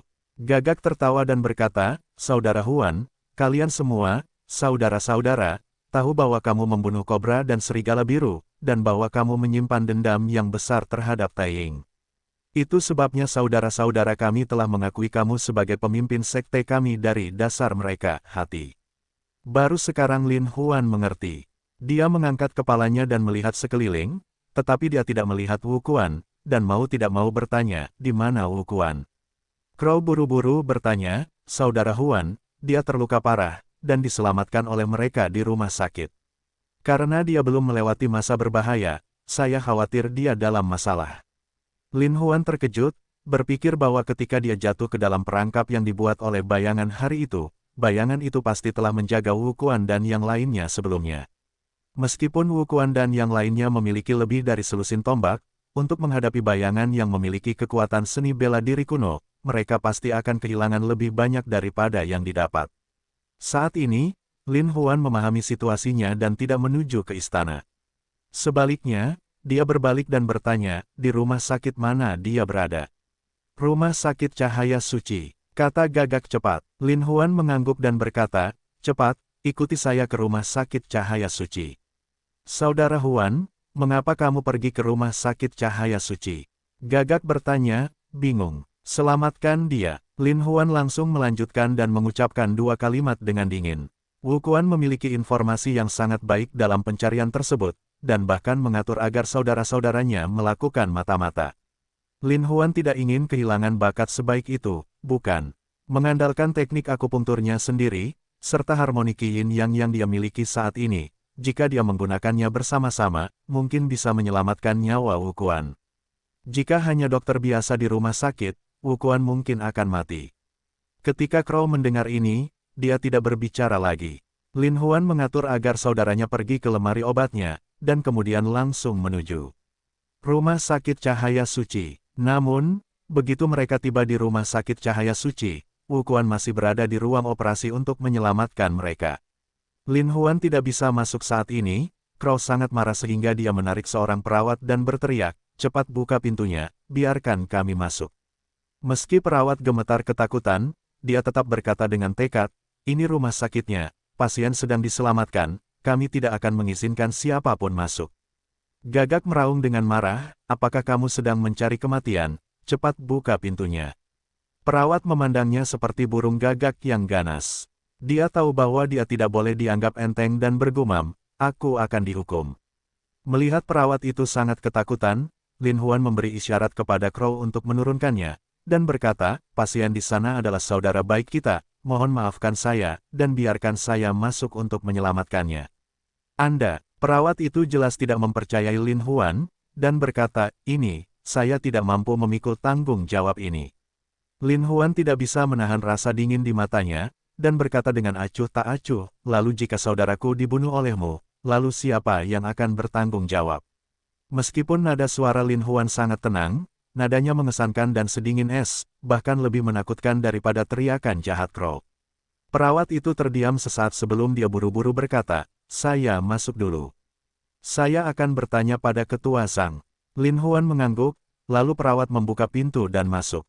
Crow mau tidak mau merasa bahwa bos harus seperti Lin Huan, di mana beberapa kata biasa jauh lebih kuat daripada kata sederhana, dan mau tidak mau untuk menjadi lebih hormat dan hormat terhadap Lin Huan. Tak lama kemudian, ketua Zhang memimpin sekelompok perampok dan keluar bersama. Jelas sekali bahwa dia tidak mau mengambil risiko yang terlalu besar dan berkata, "Kalau begitu, maafkan aku karena tidak berdaya. Kakakmu terluka parah, dan dia juga dikirim terlambat. Agar dia bisa untuk bertahan sampai sekarang, kami telah melakukan yang terbaik." Lin Huan tidak keberatan, dan tersenyum, "Tidak apa-apa, Din, terima kasih atas kerja keras Anda, tetapi saya ingin meminjam kekuatan ruang operasi Anda untuk pengobatan. Selama periode waktu ini, tak seorang pun boleh menggangguku." Ketua Zhang memandang Lin Huan dengan tidak percaya dan berkata, "Dia sudah putus asa, Tuan, yang terbaik adalah jangan menyia-nyiakan usaha lagi." Crow kehilangan kesabarannya dan berteriak, "Kami akan menggunakan ruang operasi. Mengapa kamu membuang-buang napas?" Kepala Zhang pada dasarnya adalah orang yang cerdas. Dia tahu bahwa tidak perlu menurunkan dirinya ke level orang-orang ini, tetapi dia tidak dapat menahan diri untuk tidak bertanya dengan cemas, tetapi jika dia tidak menyelamatkan mereka, lalu tanggung jawab siapa ini? Ada baiknya kita menjelaskannya dengan jelas. Gagak, ingin marah lagi, tetapi dihentikan oleh Lin Huan, dan berkata dengan acuh tak acuh, "Jangan khawatir, apapun yang terjadi, kami tidak akan membiarkan rumah sakit mengambil tanggung jawab." Ketua Zhang mengangguk dan kemudian membawa semua orang pergi. Lin Huan mengambil peti obat dan berkata kepada Gagak, "Kalian semua tetap di luar dan jaga dengan baik, jangan biarkan siapapun menggangguku." Crow mengangguk dengan berat, tak bergerak.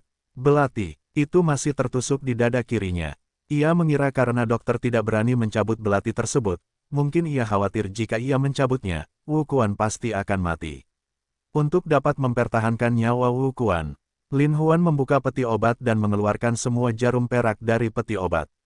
Kemudian, dia menggunakan metode membersihkan titik akupuntur dengan jarum emas dan menusuk seluruh bagian atas kepala Wu Kuan, cara berdirinya. Posisi masing-masing, jarum Lin Huan memiliki kegunaan yang berbeda-beda. Namun setiap jarum cukup untuk merangsang ujung saraf paling sensitif di tubuh, sehingga merangsang sistem saraf, sehingga meningkatkan energi mental seseorang. Lin Huan pernah mendengar gurunya berkata sebelumnya bahwa setelah seseorang lahir, mereka akan beralih dari masa muda ke masa puncak sebelum kembali ke masa tua. Akibat kebugaran jasmani yang buruk, orang-orang pada tahap kehidupan ini tidak dapat mengendalikan semangatnya dan rentan terhadap penyakit dan kesakitan. Namun, ketika seseorang berada dalam kondisi prima, atribut fisiknya akan berada pada kondisi terkuatnya, sehingga cukup untuk menahan beban tubuh rohnya. Teknik susunan Lin Huan yang kuat tidak seperti akupuntur biasa, yang hanya dapat membantu menyembuhkan luka dan menyembuhkan penyakit. Namun, hal itu dapat merangsang kekuatan tubuh, sehingga membangkitkan tubuh roh tubuh, menyebabkan HP seseorang menjadi lebih kuat. Setelah Lin Huan melakukan teknik akupuntur ini, dahinya sudah dipenuhi butiran keringat. Lin Huan menyeka keringatnya sebelum membantu Wu Kuan berdiri. Dia duduk di belakangnya dan meletakkan telapak tangannya di punggung Wu Kuan. Metode penggunaan kekuatan seni bela diri kuno untuk menyelamatkan seseorang dapat meningkatkan HP seseorang ke tingkat yang lebih tinggi. Namun cara ini lambat laun mulai hilang seiring dengan arus sejarah. Jika Lin Huan tidak membaca buku harta karun yang menyenangkan dan berlatih seni tertinggi, dia tidak akan bisa menggunakan kemampuan ajaib ini. Lin Huan duduk di belakang Wu Kuan, dan perlahan memindahkan ki harmoni yin yang di tubuhnya ke telapak tangannya. Setelah itu, dia terus-menerus memindahkan ki harmoni yin yang ke dalam tubuh Wu Kuan. Wu Kuan awalnya memiliki sedikit kehadiran, tetapi setelah dirangsang oleh harmoni ki yin yang Lin Huan, dia akhirnya menjadi bersemangat, seolah-olah dia diberi kehidupan baru. Lin Huan terus-menerus mentransfer ki harmoni yin yang untuk hidup, melalui sekitar 66-36 siklus. Wajah pucat Wu Kuan sudah memerah, dan belati yang ditusukkan ke dada kirinya juga perlahan dipaksa keluar karena tekanan ki. Sejak Lin Huan mengembangkan seni bela diri tertinggi di sungai, harmoni ki yin yang di tubuhnya telah terisi penuh dengan energi. Kali ini, meskipun akan sedikit sulit baginya untuk merawat Wu Kuan, itu sudah lebih dari cukup. Setelah setengah jam, belati yang ditusukkan ke tubuh Wu Kuan akhirnya jatuh ke tanah dengan bunyi dentang. Wu Kuan juga batuk seteguk darah. Lin Huan tahu bahwa darah segar ini membeku di tubuh Wu Kuan. Setelah memuntahkan darah hitam ini, dia akan dapat memulihkan saraf fatal yang terluka oleh belati itu pada waktunya. Lin Huan sekali lagi menyesuaikan keberuntungan ki harmoni yin yang di tubuhnya dan tak henti-hentinya menyembuhkan luka Wu Kuan. Pada saat ini, teknik budidaya, keterampilan utama, Lin Huan telah mencapai puncaknya. Dia berada dalam keadaan yang sangat bersemangat dan dia merasa bahkan pembuluh darah di tubuhnya menegang. Jika ada yang melihat ini, mereka akan tercengang dengan pemandangan di depan mereka. Karena sampai saat ini, Lin Huan seolah-olah sedang duduk dalam lingkaran cahaya. Pembuluh darah di wajah dan tubuhnya menegang, dan di bawah lingkaran cahaya, tampak menjadi transparan. Sekilas, aliran pembuluh darah terlihat jelas, luka Wu Quan saat ini juga terlihat jelas. Namun, ada cahaya aneh yang terus-menerus beredar di lukanya, seolah berusaha sekuat tenaga untuk menyembuhkan sesuatu. Dalam sekejap mata, 1/4 jam berlalu. Lin Huan akhirnya mencapai kesempurnaan. Dia mengembalikan Ki Harmoni Yin yang ke dalam tubuhnya dan menyimpannya di dantiannya sekali lagi. Kali ini, Lin Huan melakukan yang terbaik untuk menyelamatkan Wu Quan. Ketika Lin Huan membaringkan Wu Quan di tempat tidur, dia sudah bangun. Meskipun napasnya sangat lemah, dia berkata dengan penuh syukur, "Terima kasih, Saudara Huan, karena telah menyelamatkan hidup saya. Di masa depan, hidup saya akan menjadi milik Saudara Huan, dan Saudara Huan dapat mengambilnya kapanpun Anda mau." Lin Huan tersenyum dan berkata, "Semua saudara kita, bukankah kamu mengucapkan kata-kata ini karena kamu tidak melihatnya sebagai hal yang normal? Beristirahatlah dengan baik dan cepat pulih dari cederamu. Aku masih menunggumu melakukan hal-hal besar bersamaku." Wu Quan bersyukur, seolah-olah dia telah menghabiskan seluruh energinya, dan berkata, "Ya, Saudara Huan." Lin Huan melihat Wu Quan masih tidak terluka, jadi dia membuka pintu dan berjalan keluar. Crow mau tidak mau bertanya dengan rasa ingin tahu, "Saudara Huan, bagaimana kabarnya?" Lin Huan tersenyum tipis dan berkata, "Crow, kamu punya banyak pertanyaan. Anda akan tahu jika Anda pergi dan melihatnya." Petik 2. Gagak tidak bisa menahan senyum dan dengan cepat berlari untuk melihat, hanya untuk melihat Wu Quan tersenyum padanya. Namun, dia terluka, jadi senyumannya terlihat sangat aneh. Gagak tertawa terbahak-bahak, "Aku membiarkanmu tertawa, menyentuh lukamu, dan menyakitimu sampai mati." Gagak mau tidak mau mengikuti Lin Huan, merasa bahwa Lin Huan ini benar-benar orang yang aneh. Bahkan para ahli di rumah sakit pun tidak berdaya, tetapi dia mampu melakukannya, dan mau tidak mau untuk mengagumi Lin Huan. Ketika Ketua Zhang mengetahui bahwa Lin Huan benar-benar telah menarik Wu Quan kembali dari gerbang neraka, dia tidak bisa menahan diri untuk tidak menggelengkan kepalanya dan menghela nafas. Ini terlalu sulit dipercaya, terlalu tidak bisa dipercaya. Istana, Crow datang untuk melapor, Zhong Zheng dan yang lainnya membawa saudara-saudara mereka dan memasuki area baru. Menunggu perintah Lin Huan, mereka melancarkan serangan. Mendadak bayangan telah bergandengan tangan dengan serigala abu dan kobra untuk memasang jebakan untuk menghadapiku. Setelah pertempuran sengit, kobra telah terbunuh dan dia jatuh ke dalam arus deras. Serigala abu dan kobra memanfaatkan kekacauan ini untuk menyingkirkan mata-mata Tai Ying dan menyusuri sungai menuju Manor Liao. Mereka menemukan jejak mereka sendiri. Setelah satu putaran pertempuran lagi, nelayan tua mati untuknya, dan serigala abu juga dibunuh olehnya, tetapi bayangannya sekali lagi melarikan diri jauh. Bayangan ini tidak sebanding dengan ular kobra dan serigala abu, ia memiliki kekuatan seni bela diri kuno dan merupakan makhluk yang sangat berbahaya. Karena dia telah lolos dari pengaruh persekutuan Tai Ying, dia pasti akan memikirkan cara untuk menyelinap ke area baru dan kembali ke markas besar masyarakat Azure Dragon. Meski kepolisian juga ditempatkan di distrik baru, mereka masih bisa lolos dari kepungan kepolisian hanya dengan bantuan bayangan. Lin Huan mau tidak mau mulai lebih memperhatikannya. Karena jika ini terjadi, hanya masalah waktu sebelum bayangan itu kembali ke markas Azure Dragon Society. Meskipun Shadow tidak mengetahui detail rencananya, dia tahu sedikit tentangnya. Oleh karena itu, saat ini, dia tidak sabar menunggu. Sudah waktunya untuk melancarkan serangan mendadak terhadap Azure Dragon Society. Lin Huan segera memberitahu Crow, dan menyuruh Crow untuk memberitahu Zhong Zheng agar segera mengikuti pelaksanaan rencana tersebut. Gagak itu harus pergi. Setelah Lin Huan mengatur semuanya, dia kembali ke kamar mewah. Liu Mengya dan Liu Mengsu khawatir untuk waktu yang lama dan akhirnya berharap untuk melihat Lin Huan kembali. Kali ini, saat Lin Huan memasuki ruangan, kedua saudara perempuan itu memeluknya dan menangis tanpa henti. Lin Huan melihat kedua saudara perempuan itu begitu memperhatikannya, dan mau tidak mau. Merasa bersyukur sejenak, dia tidak bisa menahan diri untuk tidak berkata, "Berhentilah menangis, bukankah aku kembali dengan selamat?" Liu Mengsu cemberut dan berkata, "Kamu masih mengatakan itu." Liu Mengya tidak bisa menahan diri untuk tidak memarahinya, "Apakah kamu pergi ke tempat lain?" Lin Huan berteriak karena ketidakadilan dan segera menggelengkan kepalanya, "Kalian benar-benar telah menganiaya saya kali ini, kakak benar-benar beruntung bisa kembali." Liu Mengya secara alami tahu bahwa Lin Huan nyaris lolos dari kematian dalam 1 hari 1 malam, dan apa yang baru saja dia katakan sebelumnya hanya membuatnya marah.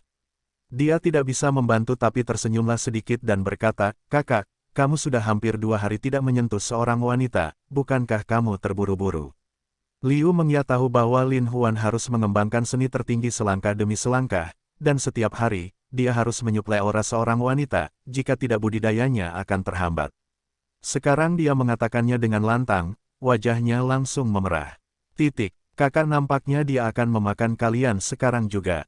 Meski tidak berbahaya bagi tubuh, namun karena ki asli dalam tubuhnya tiba-tiba meningkat dan menyusut, jika tidak diisi kembali pada waktunya, mungkin akan menimbulkan bahaya ke tubuh. Karena Liu Mengya tidak mengatakannya sekarang, dia harus menyingkirkan api jahat di tubuhnya, apalagi membiarkan Liu Mengya mengatakannya dengan lantang.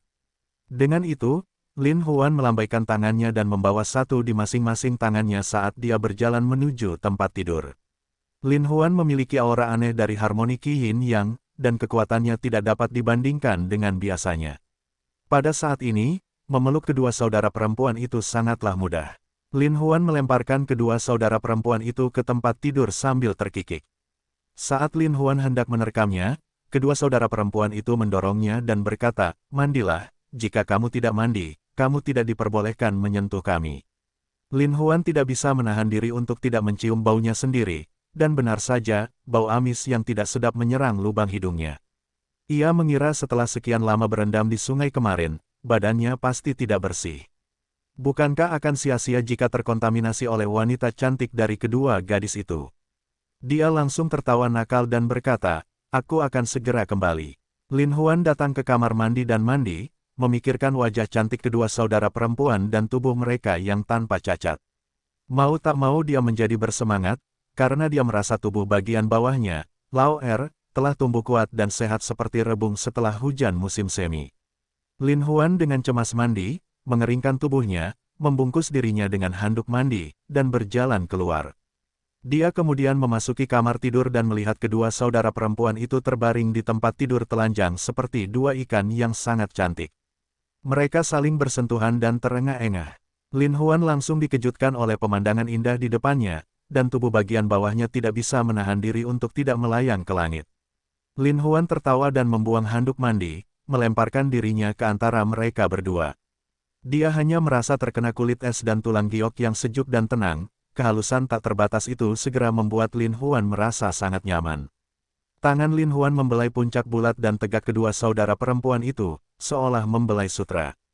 Lin Huan sekali lagi menggunakan semua keahliannya, menampilkan sepenuhnya keajaiban di tangannya. Ketika kedua saudara perempuan itu berada di tubuh satu sama lain, mereka terengah-engah dan sangat bersemangat.